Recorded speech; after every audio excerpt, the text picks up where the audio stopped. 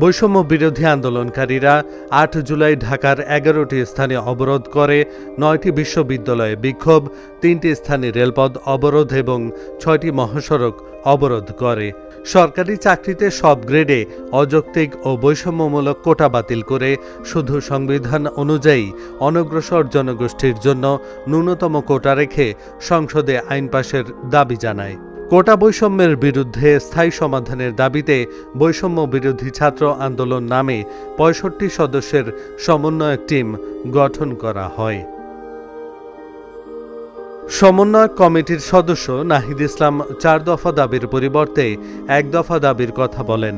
দাবিটি হল সরকারি চাকরিতে সব গ্রেডে অযৌক্তিক ও বৈষম্যমূলক কোটা বাতিল করে নতুন সংবিধান অনুযায়ী অনগ্রসর জনগোষ্ঠীর জন্য ন্যূনতম কোটা রেখে সংসদে আইন পাশ করা।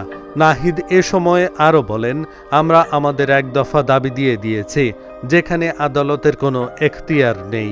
এটা করার দায়িত্ব কেবল নির্বাহী বিভাগ ও সরকারের। ফলে বল এখন সরকারের কোর্টে। এখন আর আদালত দেখিয়ে কোনো লাভ নেই। সরকারই ঠিক করতে পারে এই আন্দোলনের গতিপথ কী হবে।